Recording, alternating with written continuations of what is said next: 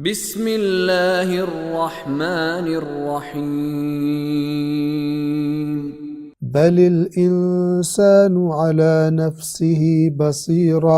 ولو القى معاذیرہ، بلکہ انسان اپنے آپ سے خوب آگاہ ہے اور خواہ وہ اپنی معذرتیں پیش کرے۔ آیت نمبر 14 اور 15 کے الفاظ کے معانی بھی بیان ہو چکے اور گزشتہ آیات سے ان کا ربط بھی ہم نے آپ کی خدمت میں عرض کیا۔ قیامت کے دن انسان کو بتایا جائے گا جو اس نے اعمال کیے تھے، اگرچہ اس بتانے سے پہلے ہی خود انسان کو اپنے بارے میں اچھی طرح پتہ ہوگا، پوری بصیرت حاصل ہوگی، اچھی طرح علم ہوگا، اچھی طرح ادراک ہوگا کہ میں نے دنیا میں کیا کیا تھا اور اس کا نتیجہ کیا نکلنے والا۔ اسے پتہ ہوگا میں اس امتحان میں فیل ہو گیا ہوں، اسے پتہ ہوگا کہ میری پکڑ کا وقت قریب آ گیا۔ وَلَوْ أَلْقَى مَعَاذِيرَهُ، اور خواہ وہ عذر پیش کرے، بہانے بنا کر لائے۔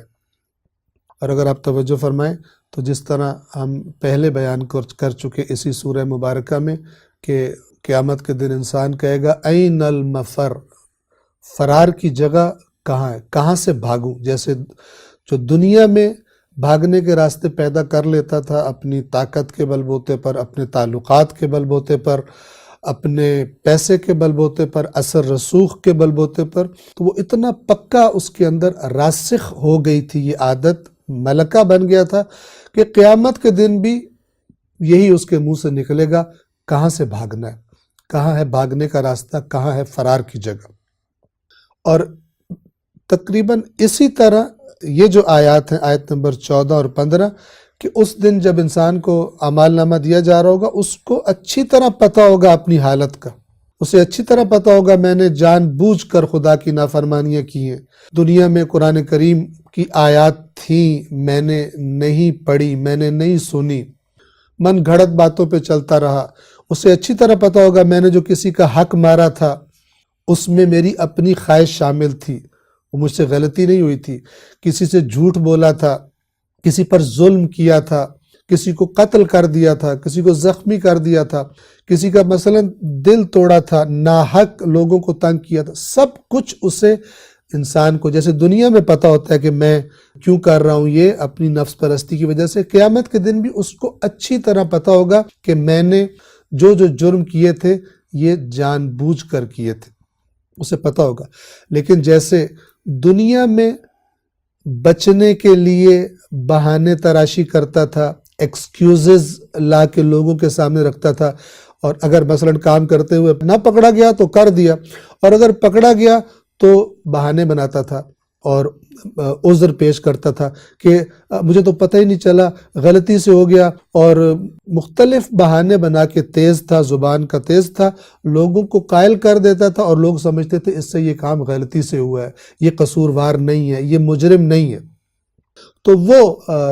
جھوٹے اور غلط بہانے اور عذر تراشی کی عادت اتنی پکی ہو گئی تھی کہ قیامت کے دن اللہ کے سامنے بھی عذر تراشی کی کوشش کرے گا۔ جیسے ہم نے بیان کیا، سورۃ المجادلہ کی آیت بیان کی تھی کہ جس طرح منافق دنیا میں مسلمانوں کے سامنے قسمیں کھاتے تھے، قیامت کے دن اللہ کے سامنے قسمیں کھائیں گے کہ ہم نے تو یہ نہیں کیا، یا ہم تو ایسے نہیں تھے، ہم تو فلان نہیں تھے۔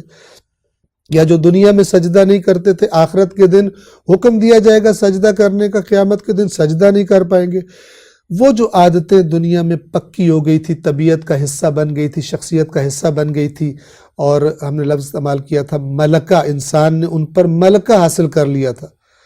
اور خود بخود وہ اس سے ہو جاتے تھے جب بھی کوئی حادثہ پیش آتا تھا۔ اسی طرح قیامت کے دن بھی مختلف قسم کی معذرتیں پیش کرنے کی کوشش کرے گا، لیکن قرآن مجید سورہ غافر، جسے سورہ مؤمن بھی کہا جاتا ہے، اس کی آیت نمبر 52 میں اللہ تبارک و تعالیٰ فرماتا ہے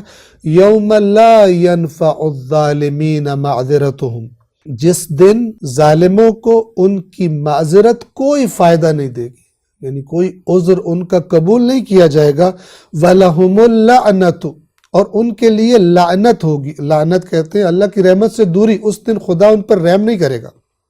اس لیے کہ انہوں نے دنیا میں جو کچھ ان کے پاس ہدایت آئی، نصیحتیں آئی، اللہ کے نبیوں کی باتیں، آسمانی کتابوں کی باتیں، قرآن کریم کی باتیں، اللہ کے نیک بندوں کی نصیحتیں، سب کچھ انہوں نے دنیا پرستی میں اپنے پس پشت ڈالا ہوا تھا اور جرائم پر جرائم کرتے رہتے تھے۔ تو آج ان کے لیے وَلَهُمُ اللَّعْنَةُ، ان کے لیے لعنت ہوگی، یعنی اللہ کی رحمت سے دوری، وَلَهُمْ سُوءُ الدَّارِ، اور ان کے لیے بہت برا گھر ہوگا قیامت کے دن، یعنی جہنم ان کا ٹھکانہ ہوگی۔ تو انشاءاللہ آیت نمبر 14 اور 15 کا معنی واضح ہے، بلکہ انسان اپنے آپ سے خوب آگاہ ہے، اگرچہ وہ خواہ وہ کتنے ہی زیادہ عذر پیش کرے۔ تو یاد رکھیے، اگر کوئی آج اپنے آپ کو بڑا چالاک سمجھتا ہے کہ جو بھی میں خرابی کروں، میں اتنا تیز ہوں کہ میں اپنی باتوں سے، اپنی چرب زبانی سے لوگوں کو قائل کر لیتا ہوں۔ اسی طرح فرض کریں کوئی خطیب ہے اور وہ تقریر کرتا ہے، لوگوں کو دین بتانے کے نام پر وہ جھوٹ کو سچ بنا کر پیش کرتا ہے، اور لوگ بھی اس کی خطابت کی وجہ سے قائل ہو جاتے ہیں۔ لوگ کہ جنہوں نے قرآن نہیں پڑھا، احادیث محمد و آل محمد مثلا نہیں پڑھی، اور وہ قائل ہو جاتے ہیں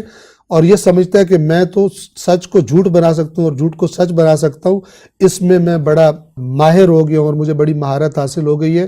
تو اللہ تبارک و تعالیٰ بتا رہا ہے کہ یہ جو تم اپنے اندر یہ غلط صفت پکی کر رہے ہو، قیامت کے دن اسی مکاری اور اسی بہانے تراشی والی اور عذر تراشی والی صفت کے ساتھ اٹھو گے اور اس شخصیت کو تبدیل نہیں کر سکو گے۔ آج جو بہانے بنا کر بچ جاتے ہیں، قیامت کے دن بہانے بنانے کی کوشش کریں گے، بہانے لائیں گے، لیکن اللہ کے عذاب سے خود کو بچا نہیں سکیں گے۔ والسلام علیکم ورحمۃ اللہ وبرکاتہ۔